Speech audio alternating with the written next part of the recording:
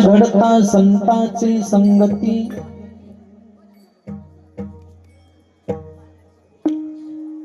तेने होय शांती महत्पापा। संत संगती संत संगती, अनिक प्रवाही घालू नको। संसार मजन करणे सर्वथा, परमार्थ पुरता हाती दे। संत संग दे, अनिक प्रवाही घालू नको। जनार्दनाचा एका करुणा वचनी, जनार्दनाचा एका करुणा वचनी, करी विनवणी पाया पासी। संत संग दे, अनिक प्रवाही घालू नको। योंत प्रवेश मम वाचमिमां प्रसुप्ता, संजीवयत्यखिल शक्तिधर स्वधाम्ना।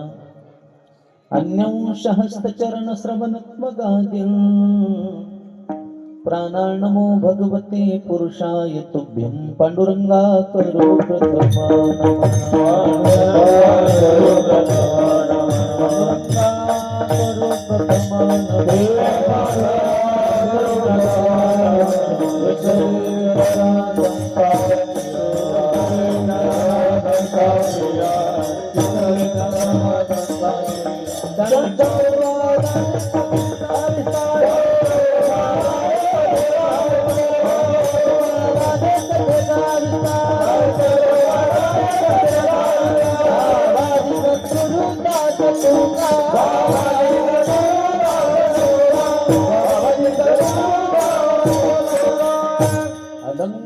अलंकापुरी रम्य सिंहासनस्थं, पदाम्भोज तेजस्फुरद्दिक्प्रदेशं।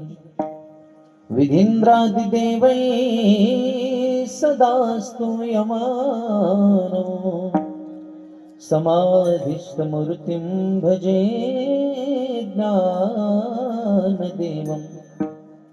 नमो सद्गुरु तुकया ज्ञानदीपा, नमो सद्गुरु सच्चिदानंद रूपा। नमो सद्गुरु भक्त कल्याण मूर्ती, नमो सद्गुरु भास्करा पूर्ण कीर्ती। आता अभिनव वाग्विलासिनी, जे चातुर्यार्थ कला कामिनी। ती शारदा विश्वमोहिनी, नमिली मिया मनोजवं। मारुततुल्य वेगं जितेन्द्रियं बुद्धिमतां वरिष्ठं। वातात्मजं वानरयूथमुख्यं, श्रीरामदूतं शरणं प्रपद्ये। महिं न पारन्ते परमविदुषो यद्य सदृशी, स्तुतिर्ब्रह्मादीनामपि तदवसन्नास्त्वयि गिरः। अथा वाचः सर्वस्वमतिपरिणामावधि गृणन्, ममापेशस्तोत्रे हरनिरपवादः परिकरः। आता मज साई येथे करावे देवा, आता मज येथे करावे देवा। आता मज साई येथे करावे देवा, आता मज साई येथे करावे देवा। तुझी सेवा तुझी सेवा, सकळ गोवा गवोनी, सकळ गोवा गवोनी।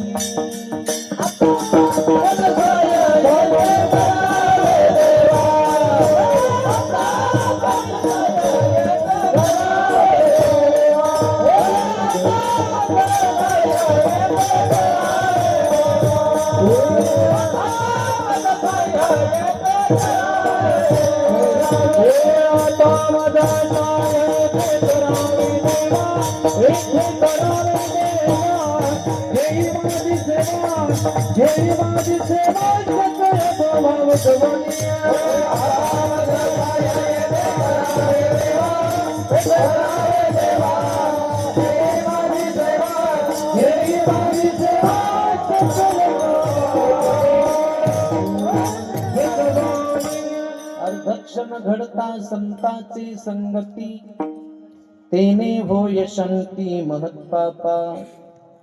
संत संग दे, संत संग दे, अनेक प्रवाही घालू नको. प्राप्त प्रसंगी प्राप्त चिंतन रूपी सेवेकरता निवडलेला अभंग शांती ब्रह्म पैठण निवासी श्री संत एकनाथ महाराज यांचा हा 4 चरणाचा संतांच्या संगतीचं महत्व सांगणारा अभंग. विठाला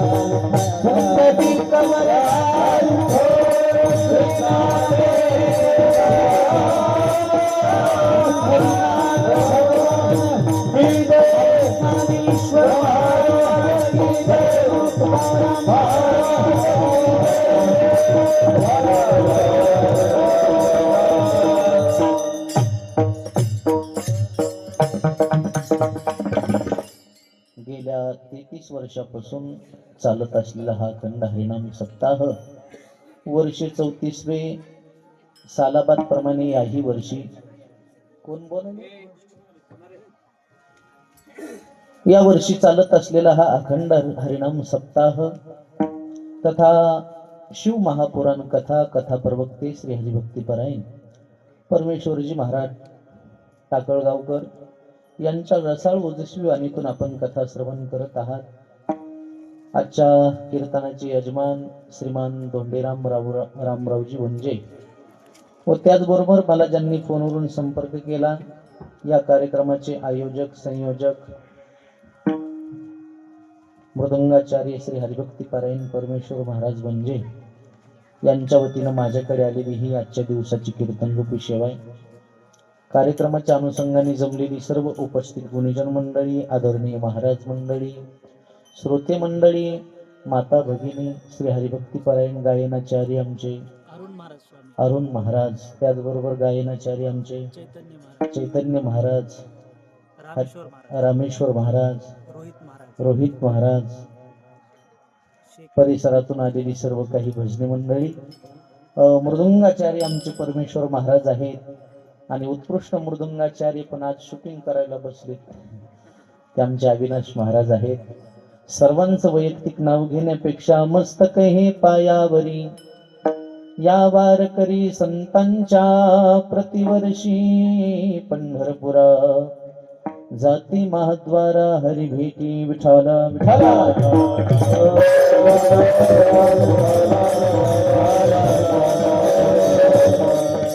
या अभंगातून श्री संत एकनाथ महाराज सांगतात, बाबा रे, जीवनामध्ये संगती फार महत्वाची आहे. पतन उद्धार संगाचा महिमा, ते जावे अधमा संत सेवी. संगतीनं माणसाच्या जीवनाचं पतनही होतं आणि संगतीनं माणसाच्या जीवनाचा उद्धारही होतो. दुर्जनाची संगती केली तर पतन आहे आणि सज्जनाची संगती केली तर उद्धार आहे. मग आपल्याला उद्धार करून घ्यायचा आहे का आपण आपल्या जीवनाची अधोगती करून घ्यायची, हे जनतेनं ठरवायचं. विठाला विठाला.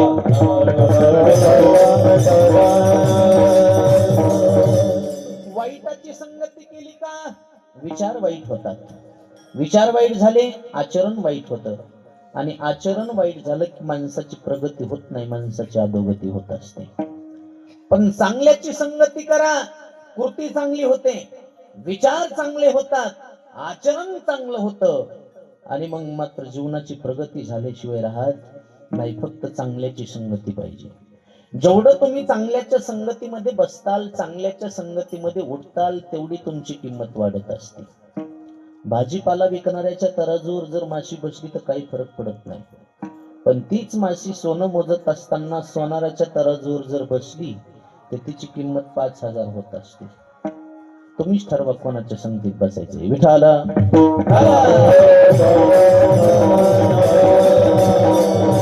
अहो, संगतीचा परिणाम होतोच. पाणी येत आहे, विहीर येत आहे, मोटर येत आहे. कुठं आवाज आलाय? वरी कीर्तन आहे ना. शाबास. विठाला.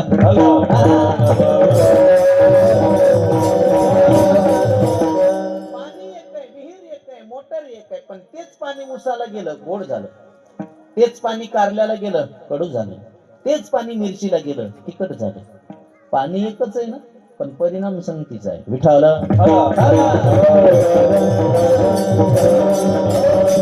आता संगत ही 3 प्रकारची आहे. अधमाची संगत, मध्यमाची संगत आणि उत्तमाची संगत. मी तुम्हाला 3 प्रकारची संगती सांगतो. पाण्याच्या थेंबानं तापलेल्या लोखंडाची संगती केली, काय झालं? बाष्पीभवन झालं आणि त्या पाण्याचं अस्तित्व शिल्लक राहिलं नाही. त्याच पाण्याच्या थेंबानं कमलपत्राची संगती केली, कमळाच्या पाकळीवर जाऊन पडला, परिणाम मोत्यासारखा चमकू लागला. आणि त्याच पाण्याच्या थेंबानं स्वाती नक्षत्रामध्ये समुद्रातल्या शिंपल्याची संगती केली, शिंपल्यात जाऊन पडला, परिणाम मोती बनला. म्हणजे पाण्याच्या थेंबानं तापलेल्या लोखंडाची संगती करणं म्हणजे अधमाची संगत आहे. त्याच पाण्याच्या थेंबानं कमलपत्राची संगती करणं मध्यमाची संगत आहे. आणि त्याच पाण्याच्या थेंबानं स्वाती नक्षत्रामध्ये समुद्रातल्या शिंपल्याची संगती करणं ही उत्तमाची संगत आहे. आणि उत्तमाची संगत म्हणजे संतांची संगत आहे. संतांच्या संगतीमध्ये तुम्ही जर गेलात ना, तुम्ही संतच झालात म्हणून समजायचं. अपना सारीखे अपना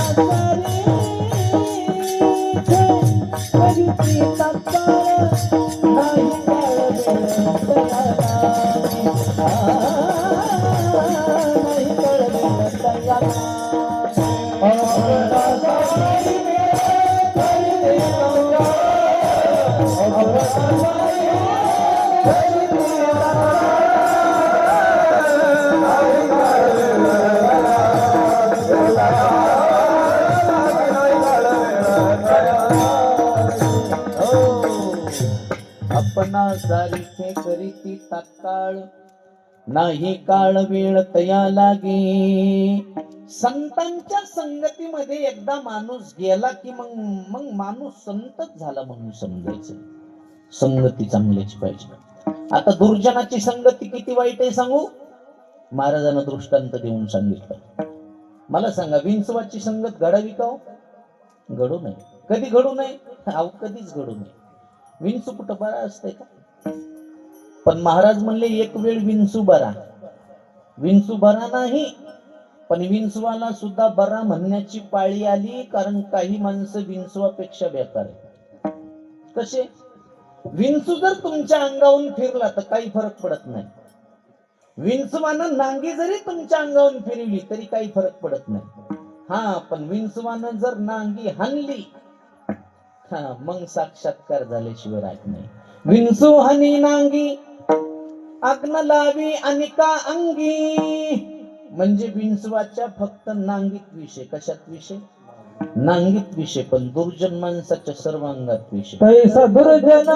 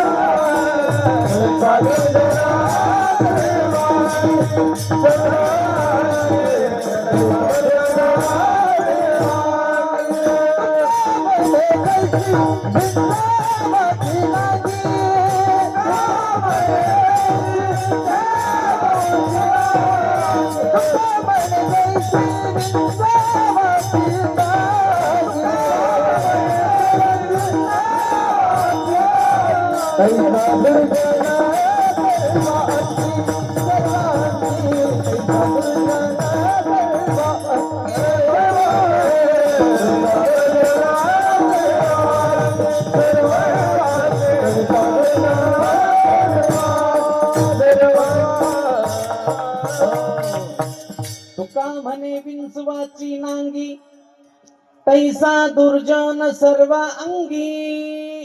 विंचवाच्या फक्त नांगीत विषय, पण दुर्जन माणसाच्या सर्व अंगात विषय. म्हणून महाराज म्हणले दुर्जनाची संगती घडूच नाही, पण दुर्जनाचं दर्शन सुद्धा घडू नये. किती वेळ घडू नये? क्षणभर सुद्धा घडू नये. तुका तुका म्हणे क्षण नको तयात दर्शन, हे नको तयात दर्शन, नको तयात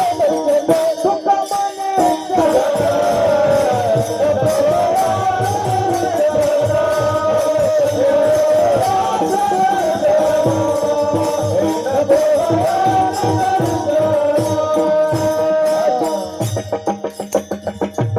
तुका म्हणे क्षण नको तयाचे दर्शन. महाराज म्हणले संगती नको. दुर्जन माणूस असा डोळ्यानं सुद्धा क्षणभर दिसून, क्षणभर दिसून. आणि दुर्जनाचं क्षणभर जरी दर्शन झालं ना, जीवनाची एवढी मोठी हानी होती, एवढी मोठी हानी होती. आता काय सांगा तुम्हाला. भागवत कथा तुम्ही ऐकलेली. भागवत कथेमध्ये आजामेळ ब्राह्मणाची कथा आलेली. आजामेळ ब्राह्मण चांगलाच होता ना, काशीमध्ये जाऊन त्यानं अध्ययन केलेलं होतं. विद्वान ब्राह्मण आहे. 4 वेद 6 शास्त्र ज्याचे तयार आहेत. पण एका क्षणाचं दर्शन त्याला दुर्जनाचं झालं तर तो स्वतः दुर्जन झाला. काय झालं? आजामेळाचं आचरण एवढं सुरुवातीला चांगलं होतं, एवढं चांगलं होतं.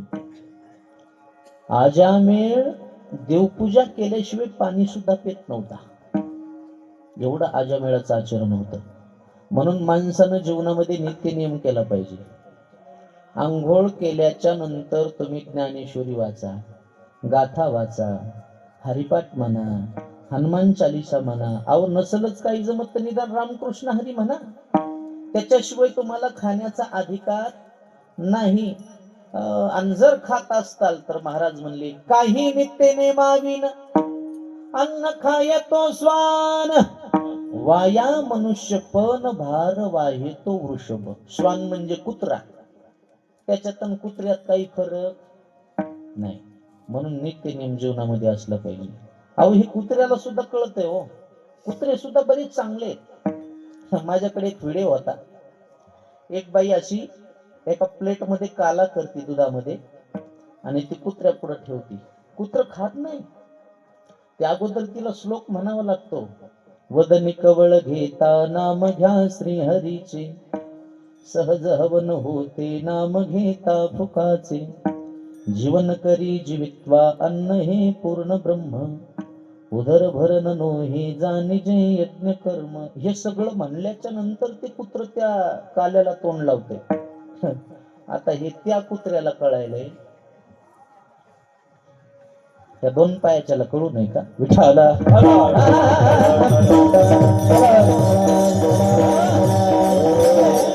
नित्यनेम जीवनामध्ये असला पाहिजे. म्हणून तर ज्ञानोबाराय म्हणले जगात तोच प्राणी दुर्लभ आहे.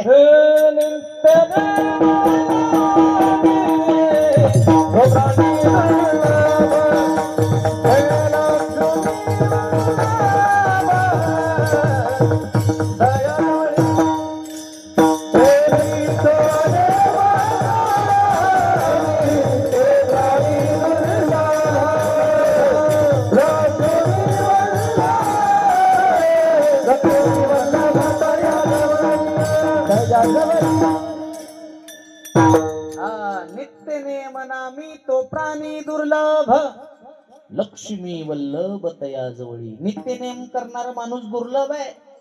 आणि जर खरंच त्याच्या जीवनामध्ये जर नित्य नेम असेल तर महाराज म्हणले लक्ष्मी त्याच्या जवळ राहते आणि लक्ष्मीचा वल्लभ सुद्धा त्याच्या जवळ राहतो. म्हणून जीवनामध्ये नित्य नेम असला पाहिजे. काही काही माणसं आंघोळ झाल्याबरोबर जेवायला बसते. आंघोळीचं सोडून द्या, काही काही माणसं तुम्ही असं पाहिले आंघोळीच्या अगोदर नाश्ता करते. बघू म्हणला पुढे आंघोळीच्या अगोदर लय पोटात कालवायला लागले, करू द्या आधी नाश्ता. महाराज म्हणले हे कुत्र्यापेक्षा बेकार आहे. भार वाहे तो वृषभन त्याचा होय भूमी भार. त्या माणसाचा भूमीला सुद्धा भार होतो, भूमीला सुद्धा. म्हणून नित्य नेम करीत जात जा जीवनात विठाला.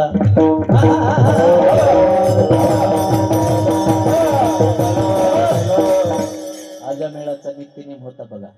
आंघोळ केली की पहिला काय करायचं? देवपूजा करायची. देवपूजा, सुंदर देवपूजा करायची. फुलं वगैरे, फुलाची आरास वगैरे करायची. सुंदर देवपूजा. एके दिवशी देवपूजे करता फुलं आणण्याकरता शेतामध्ये गेला. फुलं तोडले. येत असताना त्यानं विचार केला, येताना लांबून आलो, जाताना थोडस मधल्या रस्त्यानं शॉर्टकट पाऊल रस्त्यानं जाऊ. पाऊल रस्त्यानं निघाला. ज्या रस्त्यानं तो येत होता त्याच रस्त्यामध्ये एका वेश्या स्त्रीचं तिथं घर होतं. म्हणजे वेश्या स्त्रियांची वस्ती होती. आणि येता येता त्या आजामेळानं ती वेश्या स्त्री एका जार पुरुषाबरोबर काम क्रीडा करत असताना क्षणभर चित्र पाहिलं. डोळ्यानं डोळे झाकले. बापरे म्हणला, काय मूर्ख माणसे, ब्रह्ममुहूर्तावर असं कृत्य चाललंय. काय करायचं आपल्याला? डोळे झाकले, घरी आला, आंघोळ करायला बसला. पण जे क्षणभर चित्र पाहिलं होतं का, ते चित्र त्याच्या दृश्य डोळ्यातून जात नव्हतं. मनाचा स्वभाव आहे, चांगलं लक्षात राहत नाही आणि वाईट लक्षातून जात नाही. हरिपाठ म्हणायला सुरुवात केली. हरिपाठात मनच लागत नाही. हरिपाठ एक असा ग्रंथ आहे, मन जाग्यावर असेल तरच हरिपाठ म्हणता येतो. मन जाग्यावर नसेल तर हरिपाठ म्हणता येत. किती पाठांतरावाला असू द्या.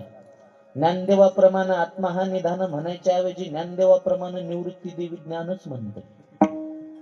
मग त्याच्या लक्षात येते एवढ्या लवकर हरिपाठ कस काय सांगते. अरे तू जाग्यावर नव्हतास ना विठाला.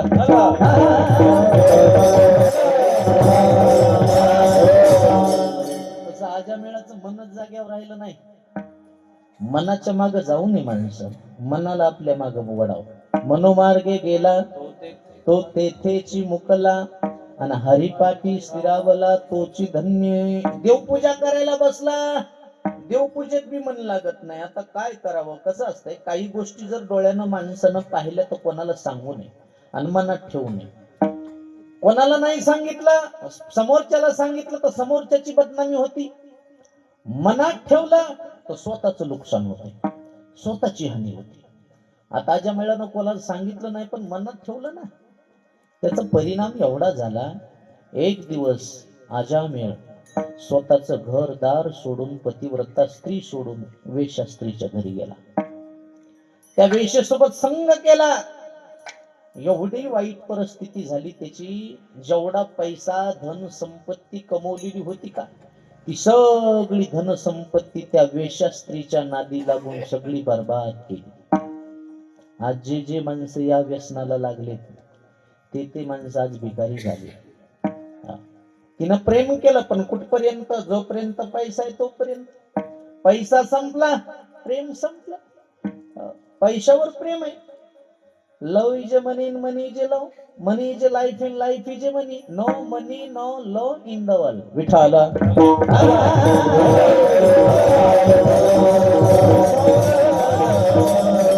पैसा आहे तोपर्यंत प्रेम आहे. पैसा संपला, आता त्या स्त्रीची पूर्तता करायची. आजामुळे एक नंबरचा डाकू झाला. चोऱ्या करायच्या, गुंडगिरी करायची आणि त्या बाईची भरती करायची. एक नंबरचा गुंड प्रवृत्तीचा माणूस झाला. एक दिवशी घरातल्या स्त्रीनं धर्मपत्नीला बोलवलं, मालक इकडे या जरास. काय ग मालक, तुमची काय अवस्था झाली? अहो एक काळ काय वजन होतं तुमचं.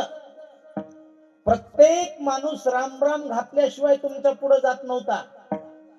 तुम्ही एका स्त्रीच्या नादी लागून तुमच्या शरीराची हानी केली, तुमच्या जीवनाची हानी केली. तुम्ही काय साध्य केलं मालक तुम्ही? अहो एवढा वजनदार माणूस होता तुम्ही, या गावाचं पान सुद्धा तुमच्या सत्तेशिवाय हलत नव्हतं. एवढे वजनदार माणसं तुम्ही. एवढंच नाही, गावामध्ये जर भांडणं लागली तर आजामेळ आल्याशिवाय मिटत नव्हते. पंचांग पाहायचंय, आजामेळ देवाकडे चला. कुंडली पाहायची, आजामेळ देवाकडे चला. भावाभावाच्या वाटण्या करायच्या, लोक म्हणायचे आजामेळ देवाला बोलवा. एवढं आजामेळाचं वजन होतं जीवनात. पण एका स्त्रीच्या पाठीमागं लागून आजामेळानं सर्व वजन घालवलं. आजा मेळ देवा म्हणणारी लोक एकेरी शब्दात त्याला आजा म्हणू लागली. कशामुळं? वाईट संग केला, वाईट संगतीत केला. ही एवढी हानी जीवनाची झाली कशामुळं? क्षणभर त्यानं वेशेचं दर्शन घेतलं. क्षणभर वेशा स्त्री डोळ्यानं पाहिली तर एवढी मोठी जीवनामध्ये हानी होऊ शकते. महाराज म्हणले क्षणभर दुर्जनाचं दर्शन घेतलं तर एवढी मोठी हानी आहे. इथं क्षणभर कशाला? अर्ध्या क्षणाची संगती घडू द्या. अर्ध क्षण घडता संतांची संतांची, अर्ध क्षण घडता संतांची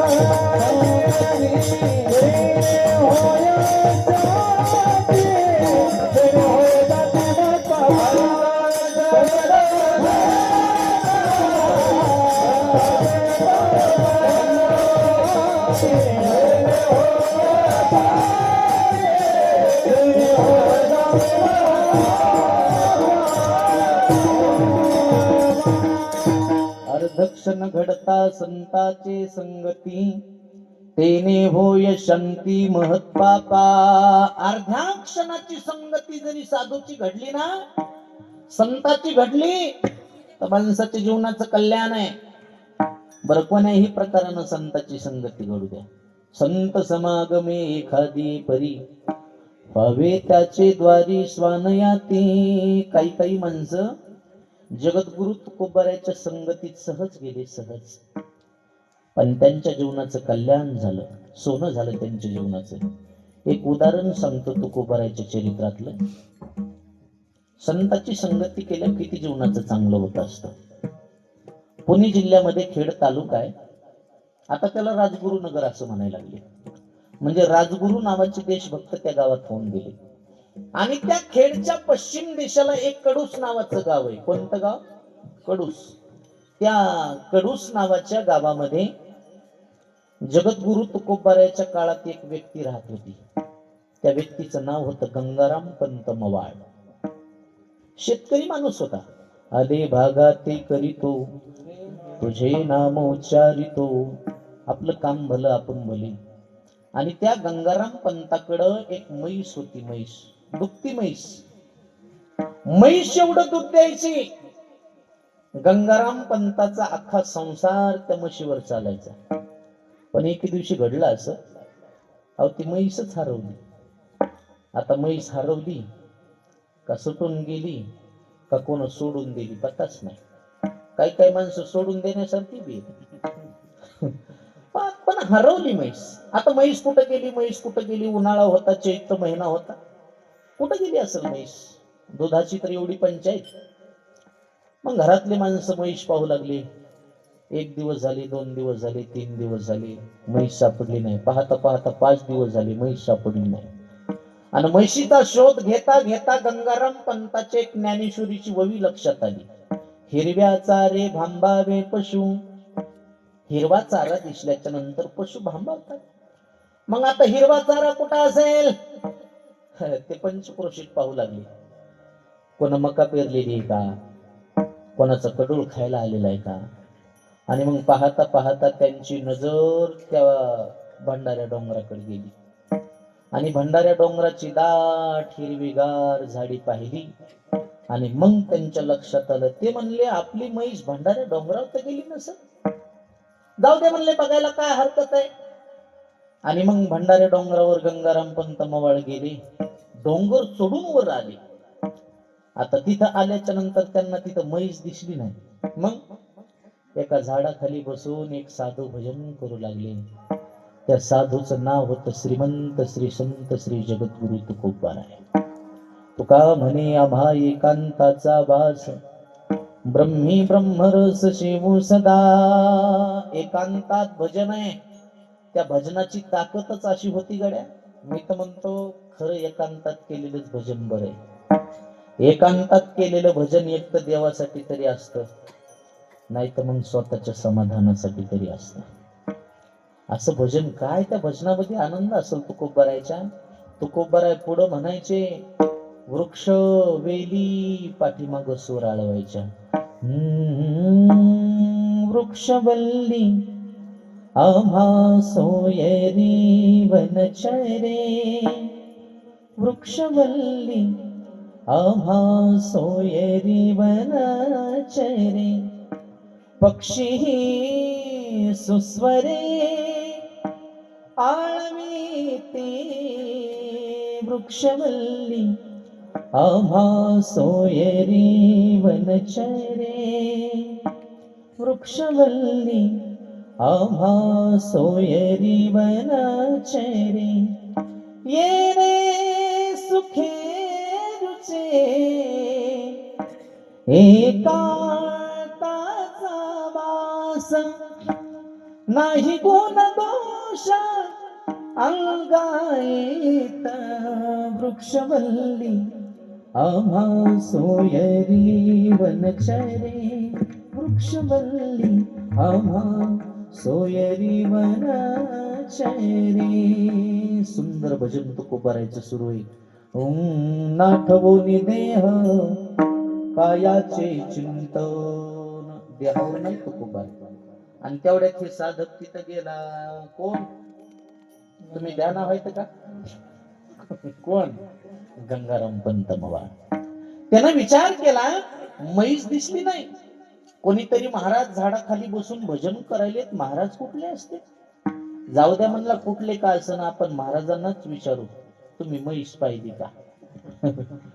ते महाराजापाशी आला. महाराजाला म्हणला, ओ महाराज, ओ महाराज. महाराज देहावर आले. महाराजाला वाटलं कोणीतरी साधक आहे, देवाच्या प्राप्ती करता साधना करत असावा. याच्या साधनेत बाधा आली म्हणून आपल्यापर्यंत आलाय, मदत करायला काय हरकत आहे? महाराज म्हणले, बा साधका, तुझ्या साधनेत काही बाधा आली का रे? ते म्हणला, साधका आणि बाधा. असं काय बोलायला लागले महाराज तुम्ही? अरे मग कशा करता आलास? हे म्हणला महाराज 4-5 दिवस झालं म्हणला म्हैस हरवली, कुठे गेली पत्ताच नाही. पंचकृषी पाहिली म्हणला म्हैस सापडली नाही. भंडाऱ्या डोंगरावर आलो, इथं म्हैस दिसली नाही. तुम्ही दिसलात भजन करायला. मला वाटलं तुम्हालाच विचारा, तुम्ही म्हैस पाहिली का? महाराजांना डोक्याला हाणून घेतलं. महाराज म्हणले मला वाटलं हे देवाचं विचारायला आलं असेल. काय विचारायला? म्हैस. महाराज म्हणले भल्या माणसा, गाव सोडून डोंगरावर येऊन बसलो मी, काय म्हैस पाहण्यासाठी बसलो का रे? हा? आणि मला म्हशीत पाहायचे असते तर काय गावात कमी म्हशी होत्या का? हा? म्हणून डोंगर धरलाय का मी? भल्या माणसा, मी म्हैस पाहण्यासाठी नाही रे, मी तर देव पाहण्यासाठी आले. आणि तुला बी सांगतो बाबा, मानवी जीवन हे म्हैस पाहण्यासाठी नाही रे, मानवी जीवन हे देव पाहण्यासाठी. जेवढा म्हैस पाहण्यासाठी प्रयत्न केलास, तेवढाच जर देव पाहण्यासाठी प्रयत्न केलास ना, तर देव तुझ्या समोर उभा राहील. आतापर्यंत म्हैस पाहण्यासाठी प्रयत्न केलास, इथून पुढे देव पाहण्यासाठी प्रयत्न कर. देव पहावया करीव सायास, करीव सायास.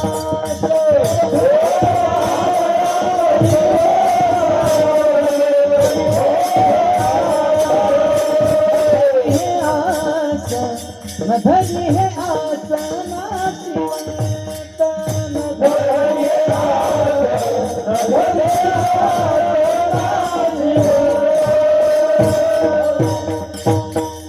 देव पहावया करीवो सायास, नधरी हे आसना शिवंत. बाबा रे, घामाघूम झालास, म्हशीच्या पाठीमाग लागलास, तेवढाच देवाच्या पाठीमाग लागलास तर देव पुढे उभं राहील रे बाबा. आता देव पाहण्यासाठी प्रयत्न कर. त्याला जरासा राग आला. ते म्हणला महाराज माझा प्रश्न कळालाय का तुम्हाला? मी काय बोलायला लागलो, तुम्ही काय बोलायला लागले? अहो म्हैस पाहिली का सांगा ना, तुम्ही दुसरं घुसकट उपणायला लागले म्हणलं. देव पाहण्यासाठी प्रयत्न करा, नामक कर, मला कळत नाही का म्हणला? म्हैस पाहिली का सांगा. हो म्हणा, नाही तर नाही म्हणा.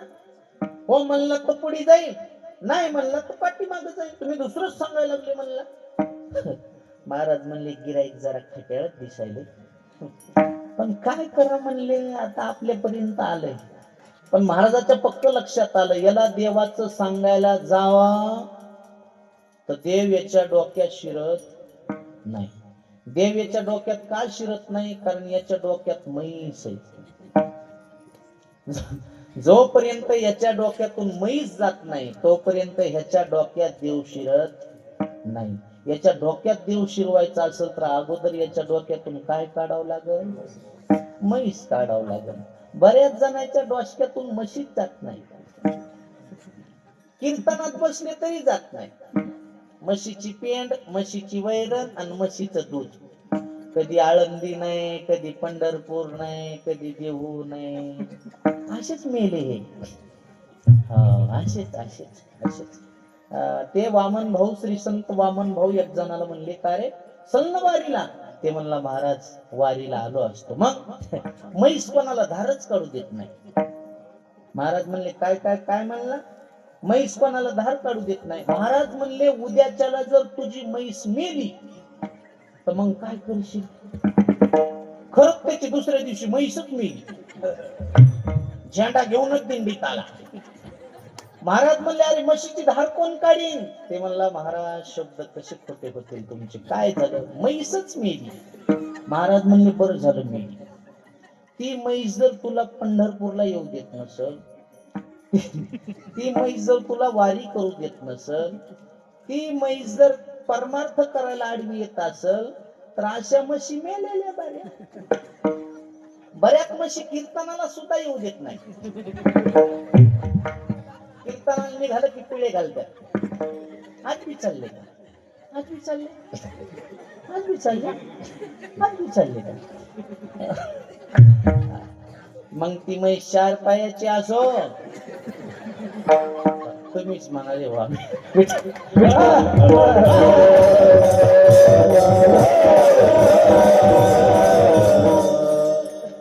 तसं महाराज म्हणले. याच्या डोक्यात देव शिरवायचा असेल तर ह्याच्या डोक्यातून काय काढावं लागेल? म्हैस काढावं लागेल. महाराज म्हणले काय म्हणणं आहे तुझं? काय नाही, म्हैस पाहिली का सांगा. महाराज म्हणले कुठंच बघू नको, घरी जाय, दारात म्हैस उभी आहे तुझ्या. ते म्हणला महाराज 5 दिवस झालं पोटात अन्नाचं कण नाही, तुम्ही म्हणायला लागला की दारात म्हैस उभी. अरे हो ना, जाय, दारात म्हैस उभी आहे. ते म्हणला कोण टाळ वाजवले? बाळा या. ते म्हणला महाराज म्हैस जर नाही सापडली तर मग मी येईन, तुम्ही येत. महाराज म्हणले नाही सापडल्या बोलणं, आणि सापडल्या काय करशील? म्हणाल ते करी. महाराजाला एवढंच पाहिजे होतं. महाराज म्हणले जा आता. पळतच घरी आलं ना. घरी आल्याबरोबर त्यानं पाहिलं दारात म्हैस उभी. अरे कुठं सापडली, कधी सापडली, कशी सापडली? घरचे म्हणले सापडलीच नाही ना म्हैस. अरे बघा ना म्हणले दारात म्हैस उभी आहे.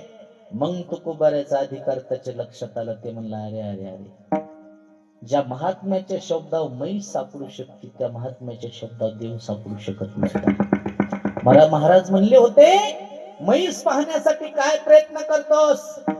देव पाहण्यासाठी प्रयत्न कर ना.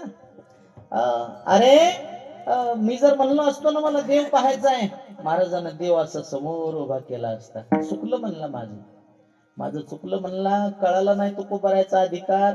किड्यासारखं संसारात बुडालो म्हणला, काही उपयोग झाला नाही. पण जाऊ द्या म्हणला, गेलेल्या आयुष्यामध्ये बदल करू शकत नाही, पण राहिलेल्या आयुष्यामध्ये बदल करू शकतो. कोणाचं आयुष्य पिण्यात गेला असेल, कोणाचं खाण्यात गेला असेल, मागील केले ते पाहू नका, आणि पुढे जामीन आहे तुका, आता तरी पुढे हाची उपदेश. नका करू नाश आयुष्याचा. त्याला वैराग्य प्राप्त झालं आणि त्याने विचार केला, उरले ते हरी तुम्हा समर्पण. घरच्या माणसाला म्हणला ह्या बघा आता ही म्हैस आणि तुम्ही. घरचे म्हणले तुम्ही? ते म्हणले तुम्ही आम्ही आता संबंध मिटला. देव माझा मी देवाचा, आणि हीच माझी सत्यवाचा. मी निघालो तुकोबारायकडे. पळतच तुकोबारायकडे गेला. तुकोबाराय तिथंच बसले होते. ही येऊ लागलं तर रडत येऊ लागलं. महाराजांना लांबून पाहिलं. महाराज म्हणले आपण दिलेल्या इंजेक्शनचा परिणाम झाला. सांगू लागलो तेव्हा धावू लागलं. यालय रडत यालय. आपण दिलेली सलाईन लागू झाली. जवळ आला. महाराज म्हणले म्हैस सापडली नाही का रे? चुकलं म्हणला महाराज, म्हैस सापडली. मग आता देव सापडून द्या. महाराजांच्या चरणी नतमस्तक झाला. महाराजांना त्याच्यावर कृपा केली. कृपा कटाक्ष न्याहाळिले, आपुल्या पदी बैसविले. महाराजांना त्याला आपल्या योग्यतेला आणलं. 14 टाळकरे पैकी एक टाळकरी झाला आणि तुकोबाऱ्याच्या अभंगाचा लेखक बनला. आज 4092 अभंग तुम्ही आम्ही जे वाचतो ना, ते अभंग कोण लिहिलेत माहितीये? 2 महात्म्याने लिहिले. संताजी महाराज जगनाडे सुदुंबरेकर आणि गंगाराम पंत मवाळ तडुसकर. या 2 महात्म्याने अभंग लिहिले. आणि तुकोबाऱ्याने त्याला सांगितलं, बाबा रे, माघ शुद्ध दशमीचा उत्सव तू तुझ्या गावात कर. आणि माघ शुद्ध दशमीचा उत्सव गंगाराम पंतांना गावात आपल्या वाड्यात केला. तर आज सुद्धा माघ शुद्ध दशमीला त्या गावामध्ये त्या वाड्यात देव येतो. त्या वाड्यात मी कीर्तन केलेले. आज सुद्धा त्या वाड्यात माघ शुद्ध दशमीला देव येतो. मोठी यात्रा भरती आणि त्या वाड्यामध्ये माघ शुद्ध दशमीला देवाच्या पायघड्या उमटतात अबीरबुक्क्यामध्ये. मला सांगा हा अधिकार प्राप्त कशामुळे झाला? कशामुळे झाला? म्हैस शोधण्याच्या निमित्तानं भंडाऱ्या डोंगराव गेला आणि भेट कोणाची झाली? तुकोबाऱ्याची झाली. तर जीवनाचं कल्याण झालं. अर्धक्षण घडता संताचे संगती, तेने होय शांती महत बापा. संताचं ऐकलं म्हणून कल्याण झालं. बरोबर आहे? म्हणून संतांचंच ऐकलं पाहिजे. काही माणसाचं ऐकू नये असं नाही. काही माणसांचं ऐकलं पाहिजे, पण काही कालावधीपर्यंत ऐकलं पाहिजे. घराचं बांधकाम पूर्ण होईपर्यंत आर्किटेक्टच ऐकावं. शरीरातला रोग बरा होईपर्यंत डॉक्टरचं ऐकावं. केसचा निकाल आपल्या बाजूनं लागेपर्यंत वकिलाच ऐकावं. ते आमचे गुरुजी दृष्टांत सांगायचे, वकिलाचं ऐकलं की निर्दोष सुटका होत असते. एक जणानं सायकलच्या कॅरियरवर गवताचा भारा ठेवला, सायकलवर बसला, सायकल अशी उताराला लागली आणि उताराला लागली की सायकलचं ब्रेक तुटलं. पुढून एक बाई जाऊ लागली. त्यानं त्या बाईला आवाज दिला, ओ बाई बाजूला व्हा, ब्रेक फेल झाले. ओ बाई बाजूला व्हा, ब्रेक तुटलाय. आता ती बाई नवऱ्याचं ऐकत नव्हती, ती ह्याच कवा ऐकत. ती सायकल धडकली, बाई फ्रॅक्चर झाली, दवाखान्यात गेली, उपचार सुरू केला आणि त्या बाईनं ह्या सायकलवाल्यावर गुन्हा दाखल केला. कोर्टात केस गेली, तारीख पे तारीख, तारीख पे तारीख, तारीख पे तारीख सुरू झालं. ह्या बाईच्या बाजूने एक वकील आणि सायकलवाल्याच्या बाजूने एक वकील. निकाल सुनावण्याची वेळ आली. सायकलवाल्याला वकील म्हणला, जास्त बोलू नको, मी सांगेल तेवढंच बोल. कोर्टामध्ये दोघेही समोरासमोर उभे झाले. जज साहेब म्हणले, का रे बाबा, या बाईला सायकल धडकली, ती सायकल तुझीच होती का? हो साहेब, माझीच होती. अरे मग ब्रेक तुटलेली सायकल रस्त्यावर आणायची नाही बाबा. ते म्हणला, साहेब सायकल काढली त्यावेळेस ब्रेक होतं, गवताचा भारा ठेवला त्यावेळेस ब्रेक होतं, मी सायकलवर बसलो तरी बी ब्रेक होतं, पण नेमकी सायकल उताराला लागली आणि सायकलचं ब्रेक तुटलं. माझा नाईविलाज झाला, मी तरी काय करू. जज साहेब म्हणले, तुझा नाईविलाज झाला पण त्या बाईचा पाय गेला ना, आता त्याचं काय करशील तू? त्या बाईची भरपाई करून द्यावं लागेल तुला. त्यानं असं खाली पाहिलं. अरे मी काय सांगायला लागलो तुला, बाईची भरपाई करून द्यावं लागेल. तरी त्यानं असं खाली पाहिलं. अरे मी काय सांगतो तुला, एक नाही दोन नाही. आता ह्या बाईनं गपचीप बसावं. ही बाई म्हणली, आता काय तुझी दात किरी बसली? तेव्हा तर लय बोंबलू लागला ना, बाजूला व्हा बाई, बाजूला व्हा बाई, ब्रेक तुटलाय, बाजूला व्हा बाई, बाजूला. जज म्हणला,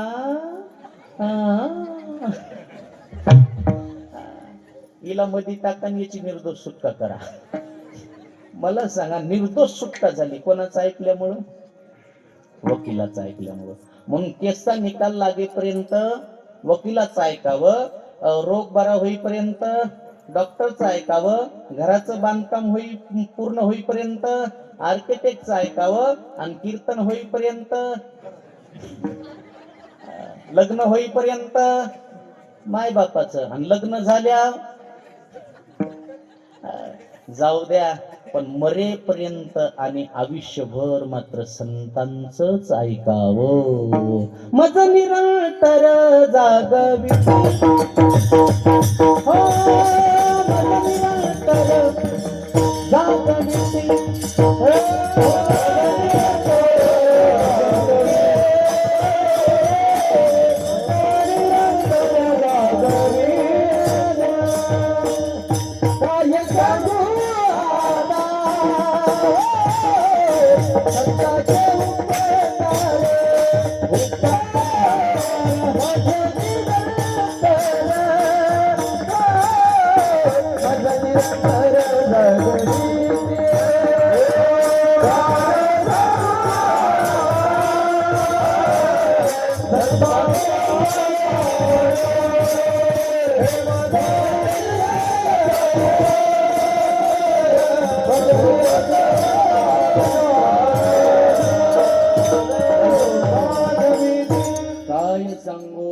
संतांचे उपकार मज निरंतर जागविती. आणि म्हणून जाग करण्याचं काम जर संत करत असतील, तुम्हा आम्हाला हिताचा मार्ग दाखवणारे संत जर असतील, तर देवा आम्हाला दुसरं कशाला काही देतो? संत संग दे, संत संग दे,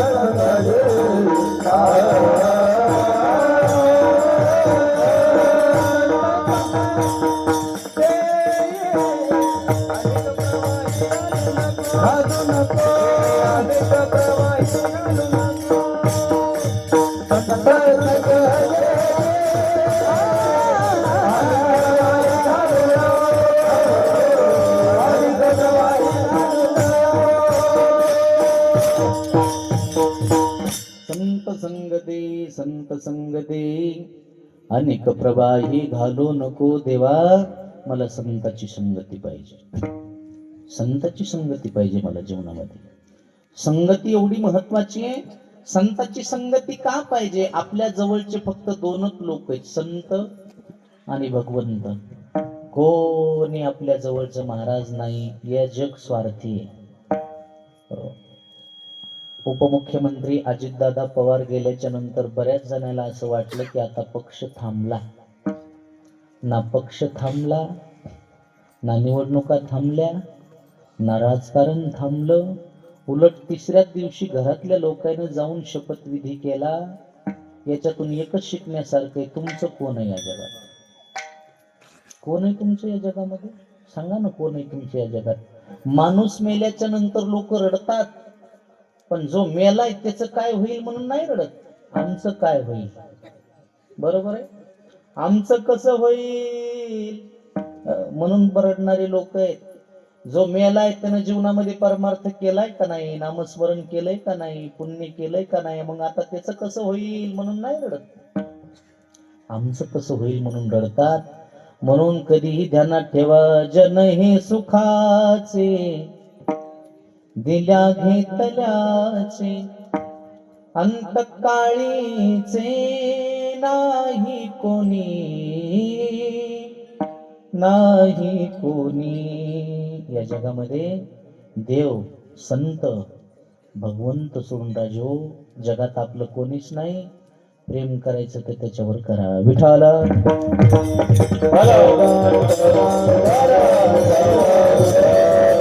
बाकीचे लोक आपल्यावर प्रेम करत नाहीत.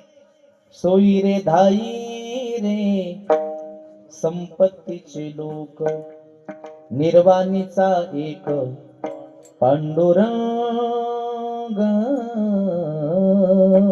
मायबाप, जगामध्ये संत आणि भगवंत सोडून आपलं कोणीच नाही. म्हणून ज्याला जीवनामध्ये जगण्याची कला कळाली ना, जीवनामध्ये जगण्याची ज्याला कला कळाली, तो जीवनात यशस्वी झाला. विठाला विठाला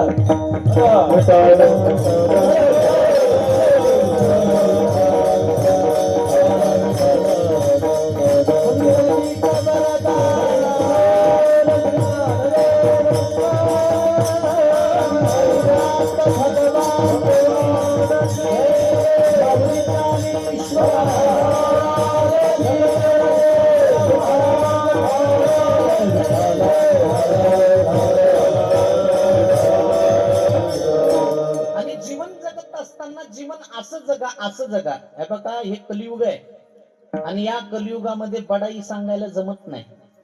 आपलं बरं चालायलंय असं लोकांना कधी सांगायचं नाही. एखाद्यानं जर सांगितलं ना, काय चाललंय महाराज, लय मजेत, लय खुश म्हणलं का नाही, त्याला गुदगुल्या होत्या. त्यानं विचारलं ना, काय चाललंय महाराज, काय सांगा हो, लय बेजारी, असं म्हणायचं त्याला. काय कुंकड पळाव ते कळणं, पैसा कुठून आणाव ते कळणं, घर बांधलंय, गाडी घेतली, कुठून पैसे आणाव काय कळणं झालंय. त्याचा फायदा आहे, ती आपल्याला कवा पैसे मागत नाही.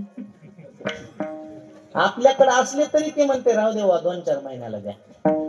हे फायदा आहे का नाही? मग ती जुनी म्हण आहे, आपलंच असते पण मांडी आड करून खावं लागतं. लोकायला आपलं बरं चाललंय कधी सांगायचं, भेटल त्याच्याजवळ कुठत राहायचं, आहे का नाही? भेटल त्याच्याजवळ उगच रडत राहायचं आणि तिकडे गेल्या एकट्यानंच हसायचं, पण त्याच्याजवळ रडायचं का? अहो, ही जीवन जगण्याची कला आहे हो. ज्याला ही कला जमली का, हा ते जीवनात यशस्वी झाला, यशस्वी. लहानपणा घेत जा. लहानपणा घेतला की विजय आहे माणसाच्या जीवनात. काय विजय? तुकोबारा वेळे होते का, लहानपणा देगा देवा मुंगी साखरेचा रवा, लहानपणा देगा देवा जया अंगी मोठेपण, तया यातना कठीण, लहानपण देगा देवा. लहान बनून जीवन जगा आणि मोठ्याचा हात धरा, तुमचं जीवन यशस्वी होईल. उदाहरण देऊन सांगतो. या गावातल्या 4-5 मुंग्या एकत्रित आल्या. मुंग्या एकत्रित आल्या आणि एक मुंगी म्हणली, बाई उद्याच्याला मला दिल्लीला जायचंय. मुंगी दिल्लीला जाईल का? त्या मुंगीनं जर ठरवलं या मंडपाला वेढा घालायचा, 1 दिवस लागल का नाही? ती म्हणली मला दिल्लीला जायचंय. बाकीच्या 4 मुंग्या म्हणल्या आतरून पाहून पाय पसर, आपल्याला कुठं दिल्लीला जाता येतं का? तू जाऊच शकत नाही. ती म्हणली मी जाणारच. दुसऱ्या म्हणल्या जाऊच शकत नाही. ती म्हणली मी जाणारच. हुशार होती ती. आणि तीच मुंगी दुसऱ्या दिवशी दिल्लीला जाणाऱ्या माणसाच्या शर्टवर चढली. इथून एअरपोर्ट कोणतं जवळ आहे तुम्हाला? नांदेड आहे का? 2 तास लागत असते. 2 तासात नांदेडला गेली आणि नांदेडला गेल्याच्या नंतर VIP विमानामध्ये बसली.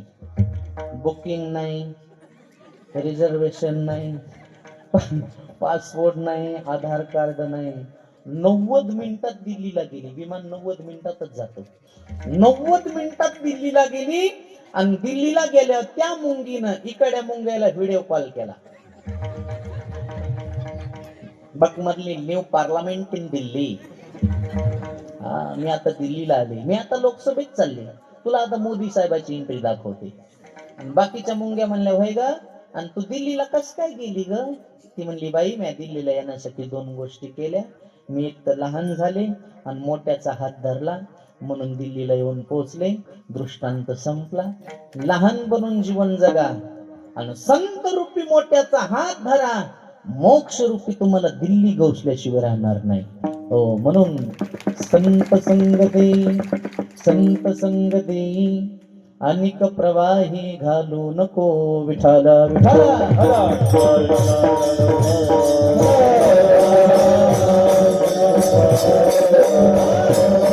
म्हणून कधीही ध्यानात ठेवा, संगती चांगल्याची करा. आता एक उदाहरण सांगतो संगतीचं. संताची संगती केल्यावर काय होतं? आमच्या परभणी जिल्ह्यामध्ये 700 वर्षापूर्वी एक मुलगी जन्माला आली. तिचं नाव आहे श्री संत जनाबाई. जनाबाईनं 700 वर्षापूर्वी संत शिरोमणी नामदेव महाराजाची संगती केली, तर परिणाम ब्रह्मांडाचा धनी जगाचा मालक तिचा ऋणी झाला.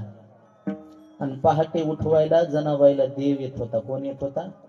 देव. पूर्वीचा काळ होता बघा, दळणवळणाचे साधन नव्हते, माणसाकडे एवढा पैसा नव्हता, पण माणसं समाधानी होते. माणसं कसे होते? आज आपल्याकडे सगळे काय नाही, समाधान नाही. चेहरा पाहायला की असं वाटतंय काय दुष्काळाच्या एकट्यावर पडला, फोडिली गोवरीन जैशी दिशी तोंडावर. अरे काय कमी आहे आपल्याला राजाऊ? पूर्वीच्या काळातल्या पेक्षा आपण लई सुखी आहे. पण माणसाला एक रोग झालाय, त्या रोगाचं नाव आहे हावडा. किती जरी देवानं दिलं तरी माणसाला कमीच वाटते. कमी नसतं पण कमी वाटतं, हा माणसाचा दुर्गुण आहे. विठाला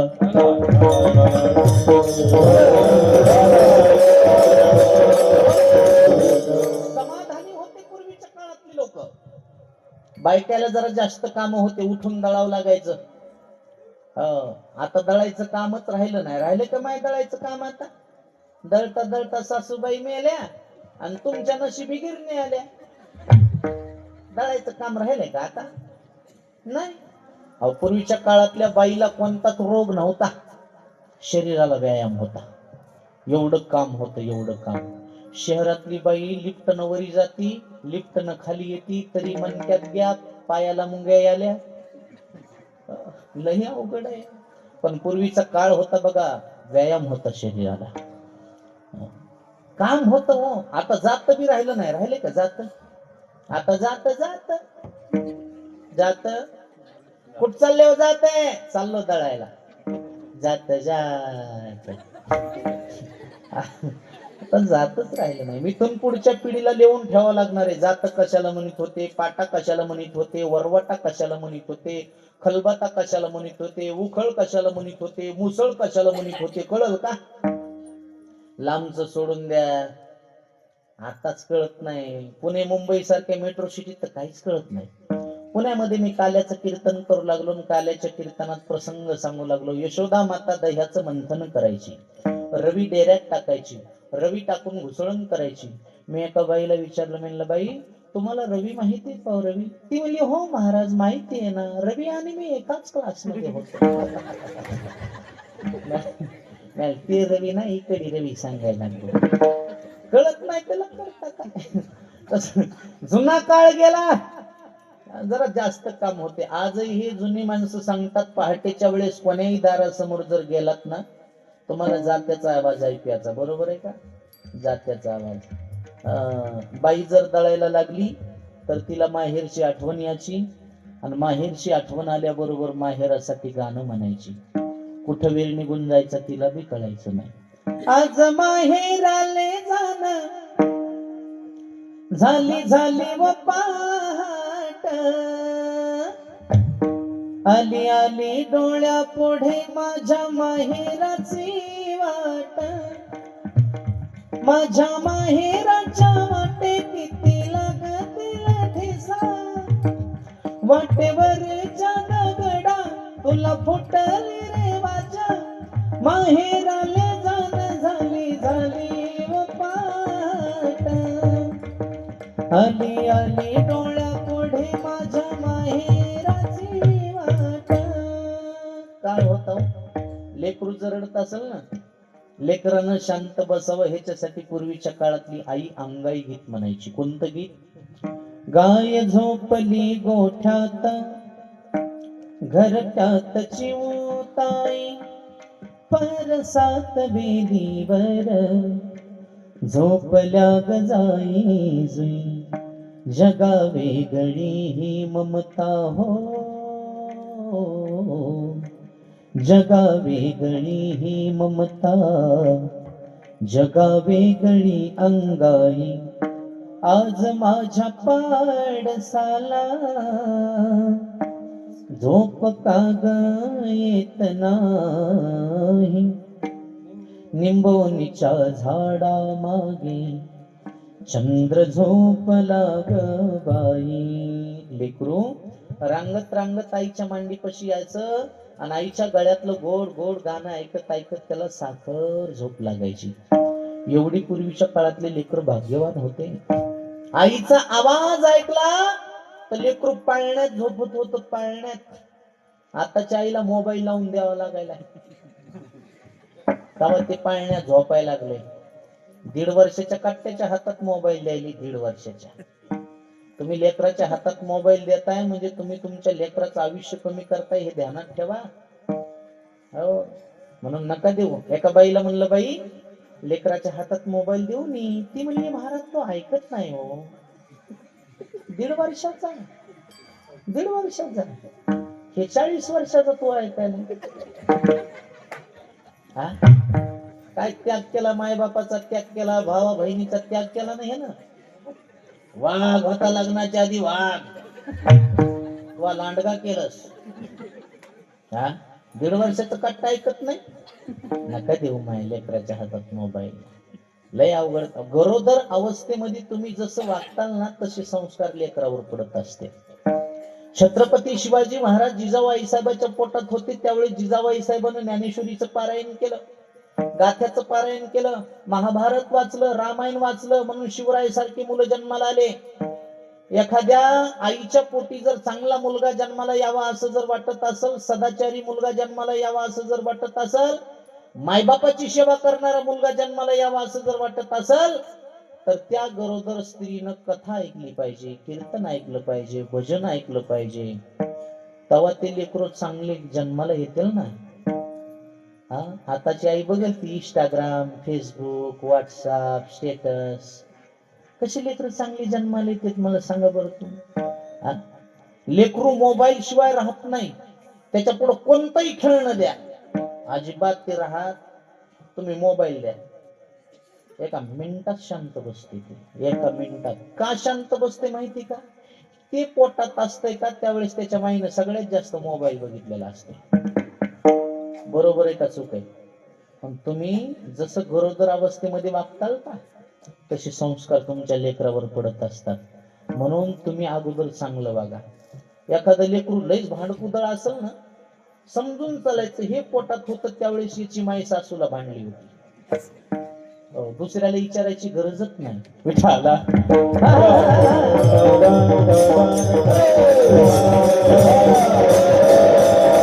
तसा जुना काळ होता. जुन्या काळामध्ये लेकरं राहायचे, आईचा आवाज ऐकला की लेकरू शांत बसायचं. आणि म्हणून पूर्वीच्या काळातली आई ओव्या म्हणायची, अभंग म्हणायची. आणि खरं सांगू का, भजन करण्याचा पहिला अधिकार स्त्रीला आहे. कोणाला आहे?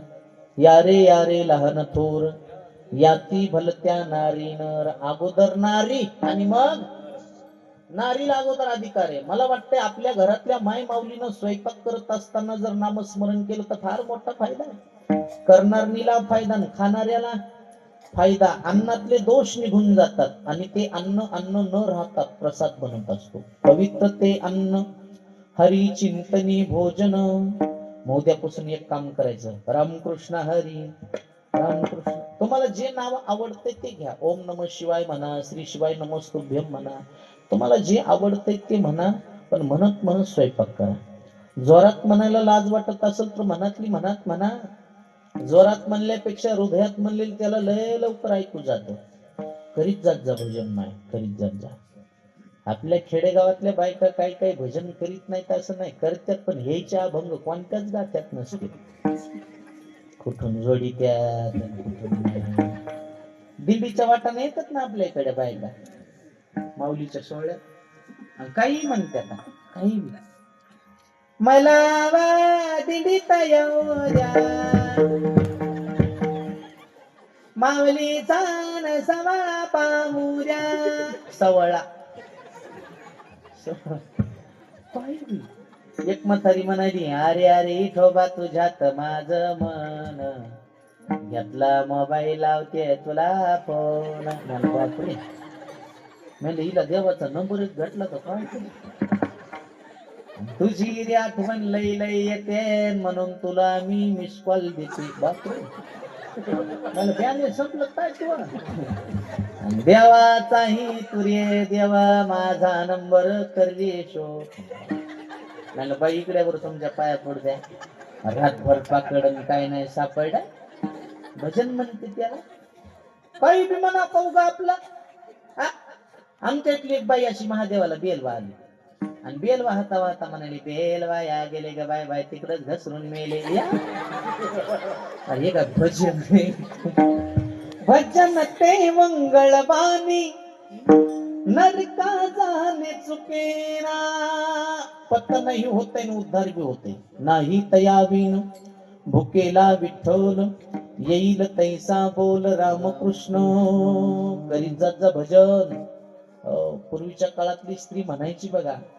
पूर्वीच्या काळातल्या कविता बी गोड होत्या, त्याच्या पाठीमागा अर्थ दडलेला होता. आता इथं बरीच बसलेली माणसं त्याला लहानपणी कविता होती. शर आला तो धावून आला काळ, विव्हळला श्रावण बाळ. कविता होती ना. आताच्या काळातल्या काय कविता आहेत? Johnny Johnny waste popcorn, eating sugar no popcorn. काय कविता आहेत काय? आमची पोरगी एक दिवशी म्हणाली, पप्पा सांगा कुणाचे, पप्पा माझ्या मम्मीचे, मम्मी सांगा कुणाची, मम्मी माझ्या पप्पाची. म्हणलं मग लेकर पण्या भुताचे. कविता आहेत त्या. गेला जमाना महाराज. पूर्वीचा काळ गोड होता, कविता बी गोड होत्या विठाला.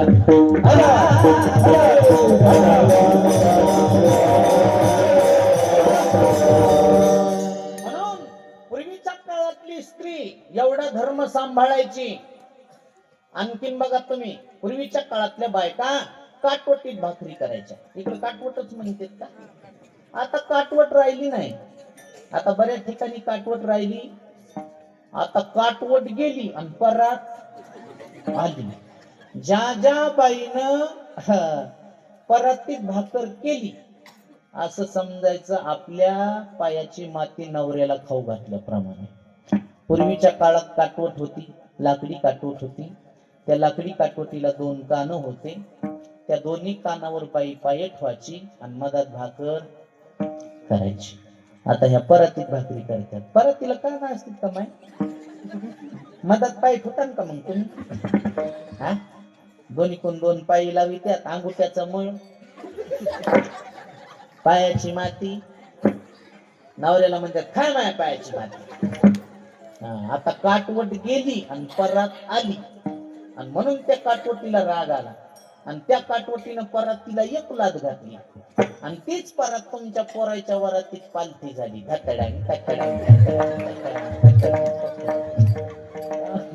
आणि त्याच्यावर तुमचे पोरं नाचते. आता संस्कृती राहिली, सांभाळ जा संस्कृती. जुना का आता जुनी माणसं लई सांगत बघा. काय सांगा महाराज, पूर्वीच्या काळातल्या बायका लाकडी बगव्यातलं कुकू लावित होत्या. आता लाकडी बगवे राहिलेत का? कुकावाल्यात नाही राहिले. त्या 4-2 जणी जर आता मेल्या, मरणार नाहीत आता, पुन्हा आपल्याला कुकावाली बाई बघाय भेटायची नाही. बघाय भेटन का आपल्याला? गेलं महाराज. कुंकावाल्या गेल्या, टिकल्यावाल्या आल्या, बाथरूम मधल्या भिंती सुवासिनी झाल्या. पण भविष्यात तर पुराण असं सांगतं, तुम्ही टिकलीत लावा, तसं काय नाही. आमच्याच बायका लावायला तुम्हाला कुठं सांगा. हो ना, मही बायको पाहिल्या तुम्ही म्हणता मा याचं भूत हेच आहे का? कीर्तना तर सांगू लागलं नुसतं. पण खरं सांगता, टिकलीत लावा. पण भविष्यात तर पुराण असं सांगतं, बाईच्या कपाळावरचा मधला भाग परपुरुषानं उघडा बघू नये. बाईचा कपाळावरचा मधला भाग परपुरुषानं उघडा पाहिला तर आपल्या मालकाचं आयुष्य कमी होत असते. म्हणून टिकलीत लावली पाहिजे, मात्र मध्यभागी लावली पाहिजे. एक दिवशी बायकोला म्हणलं, तू काय कर जाय, टिकलीत फुकीत जाय. मग जरा शिकवरी सरकेव ना, हातानं सरकत नसत तर जेसीबीच्या मुंडक्यानं सरकेव. इथं लावी त्या टिकली, इथं इथं वरी काय लसूण लावायचं आहे का? टिकल्यावाल्याला बोलल्यामुळे कुकावाल्या किती खुश झाल्या. कुकावाल्या म्हणल्या, माय बरं झालं पोरी झटकिल्या. कुकावाल्या बी कोणत्या धड नाही त्या कुकू लावितात, मात्र कुकू कोरा ह्या हौदातलं पाणी घेतात.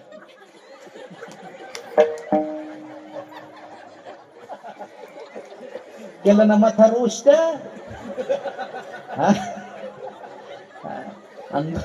दुसरी गोष्ट, सुवासिनी बाईचा भेदभाव करायचा. बाईला वरून कुंकू कधी टाकायचं नाही. वरून कुंकू 2दा टाकते. अमावस्याच्या दिवशी बाई जर अमावस्या मागायला आली तर तिला वरून कुंकू टाकायचं 1. बाईला 4 दिवस अडचण असेल तर त्या कालावधीमध्ये तिला वरून कुंकू टाकायचं 2. व्यतिरिक्त कालावधीमध्ये बाई कोण्या जातीची असो, कोण्या पंथाची असो, ती श्रीमंत असो का गरीब असो, तिच्या कपाळालाच कुंकू लावण्याची पद्धत आहे. नाही तर बायका लय भेदभाव करतात. मग लग्न झालेले म्हणून मला माहिती आहे सगळं. याचा उखंडा लय भेदभाव करतात. सक्रातीच्या दिवशी श्रीमंत घरची बाई आली की तिला मोठी साबण, आणि गरीब घरची आली की रुपयाची शॅम्पूची पुडी. लेकर मरत असते अशाने. पंक्ती भेदकाचे मरतील पोरे. महाभारतात कुंतीनं भेदभाव केला, आपलं गांधारीनं भेदभाव केला. कोणाचा? कुंतीचा. 100 पोरं मेले. कुठं? युद्धामध्ये. म्हणून सुवासिनी बाईनं सुवासिनीचा भेदभाव कधीच करायचा नाही. विठाला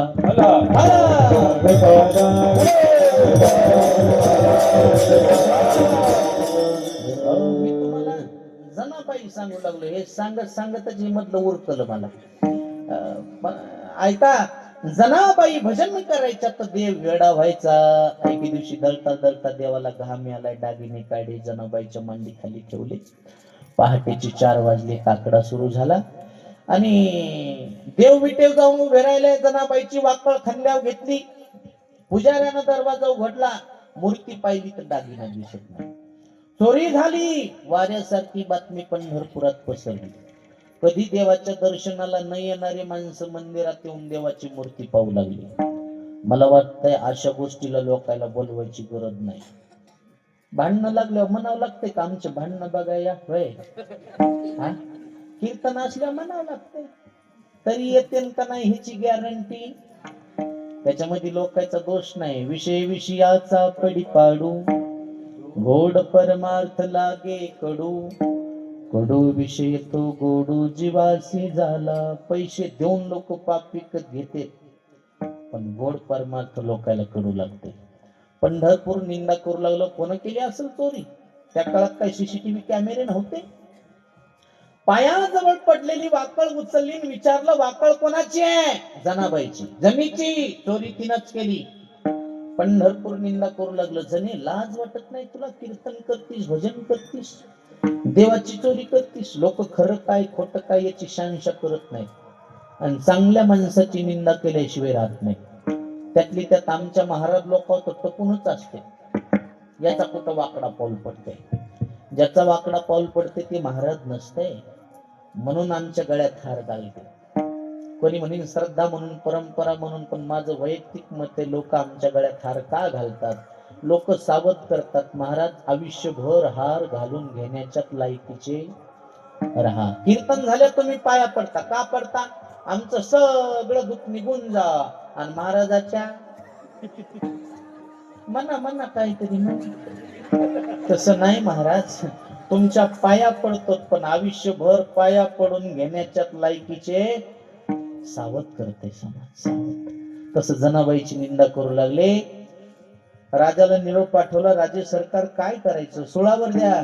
चंद्रभागेला सूळ रवला, हातात बेड्या ठोकल्या आणि जनाबाई देवाला विचारू लागली, असा कारे पांडुरंगा केलास कावा, अलंकार विसरून गेला तू देवा, वाकळ नेली तो अंगावरी, आळ चोरीचा माझ्यावरी, ओव्या गाऊन स्वरात दासी जनीच्या घरात, दळण दळिले सख्या श्रीहरी, आळ चोरीचा माझ्यावरी. बा पांडुरंगा, अरे काय केलं रे मी? वढत वढत आणलं आणि सुळाकडे पाहिल्याबरोबर सुळाचं पाणी झालं धन्य नामयाची जनी, सुळाचे ते झाले पाणी. सुळातून प्रकट झाला आणि जनाबाईला आलिंगन दिलं. जना, तुला वाटते का सुळावर जाऊ दे? तुला वाटते का संकट येऊ दे? असं कधीच होणार नाही जना. पंढरपूर पाहू लागलं. जनाबाईचा अधिकार लक्षात आला आणि निंदा करणारी लोक वंदन करू लागली. अंगीकार ज्याचा केला नारायणी, निंदिते ही तेने वंदे केली. आणि जनाबाईला विचारलं, एवढा उपकार, एवढा देवऋणी कस काय झाला? जनाबाईने एकच उत्तर दिलं, दाशी नामयाची म्हणून या जनी मने जोडी, झाली विठोबाची दासी नामयाची म्हणून या. म्हणून देवा दुसरं कशाला काही देतो? संत संग दे, संत संग दे, अनिक प्रवाही घालू नको विठोबा रखुमाई. ओंकार कुमार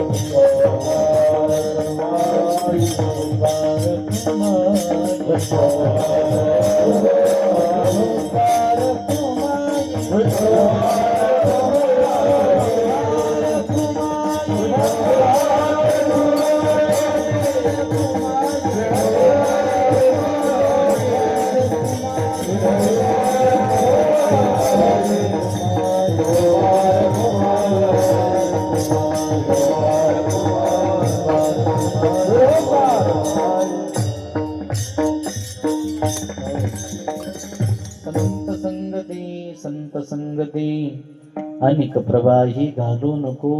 अरे संसारातलं काहीतरी मागा नको देवा. संसार मज न करणे सर्वथा परमार्थ पुरता हाती दे. संसार कशाला म्हणायचं. पुनरपि जनम पुनरपि मरणम पुनरपि जननी जठरे शयनम. किती वेळा जन्मा यावे नित्य भावे फजित. पुन्हा पुन्हा जन्माला येणं आणि पुन्हा पुन्हा मरणं हे मात्र खरा संसार आहे. देवा आता या संसारामध्ये आम्हाला पडायचं नाही. म्हणून तुझ्या विनंती जनार्दनाचा एका करुणा वचनी करी विनवनी पायापाशी. संत संगती संत संगती अनिक प्रवाही घालू नको. यथामध्ये यथावकाश ठरलेल्या नियोजित वेळाप्रमाणे सरळ सरळ अभंगाचा भावार्थ तुमच्या पुढे ठेवण्याचा प्रयत्न केला. आपला टाइम झालेला आहे. समयोजाना समयोजाना भलते नाना भलते ते. कोणतंही कार्य वेळेत झालं पाहिजे. वेळेला फार मोठी किंमत आहे. ज्याला वेळ कळती त्याच्यावर वेळ येत नसती. म्हणून वेळ प्रत्येकानं सांभाळली पाहिजे. मी एकमेव महाराज असा आहे बिघडलेल्या घड्याळा दुरुस्त करण्याचं काम माझ्याकडे. मी टायमाच्या पुढे बिलकुल जात नाही महाराज. 12 वाजले तरी म्हणाल्या काय म्हणतात महाराज. उरक म्हणतात महाराज. काय म्हणणार आहे दुसरं. पडू दि लोकायला घरी जाऊन. म्हणून जास्त कोणाचा वेळ घ्यायचा नाही महाराज. सुंदरस कार्यक्रमाचं केलेलं आयोजन नियोजन परमेश्वर महाराजांनी बरेच दिवसापासून संपर्क केला होता आणि पुनश्च एकदा तुमच्या दर्शनाचा योग आला. तिथं दत्त मंदिरामध्ये दरवर्षी सेवा असते आमच्या शेठजीकडे. पण इथं यावर्षी परमेश्वर महाराजांनी आग्रह केला महाराज तुम्हाला यावंच लागतं. आणि खरंच त्यांनी मला सांगितलं होतं महाराज मी कार्यक्रमाचं एकटा आयोजन करतो नियोजन करतो. आणि खरंच जसं सांगितलं होतं ऐकलं होतं तसंच मात्र महाराजांचं कार्य आहे. गेल्या 34वं वर्षे नाही 33 वर्ष पूर्ण झाली सेवा. आता 34वं वर्ष आता पार पडतंय. म्हणजे आणखीन 2 वर्षांनी 36 वर्ष म्हणजे या कार्यक्रमाचे 3 तप पूर्ण होत आहेत. आणि असा चंद्र सूर्य असे तोपर्यंत हा कार्यक्रम चालावा अशी भगवान पांडुरंग परमात्म्याच्या चरणी श्री संत सावता महाराजांच्या चरणी ज्ञानोबाराय तुकोबारायांच्या चरणी विनंती करतो आणि सेवेला पूर्ण विराम देतो. ज्ञानेश्वर मावले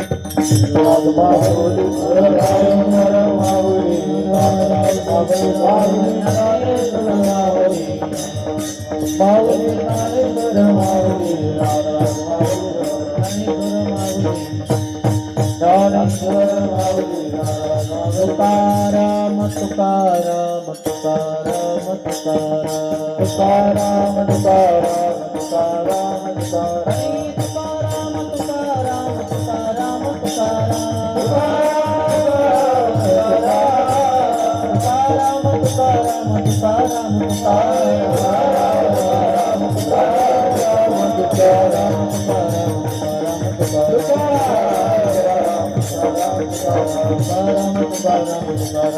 तुकाराम तुकाराम तुकाराम विठ्ठल जय जय विठ्ठल.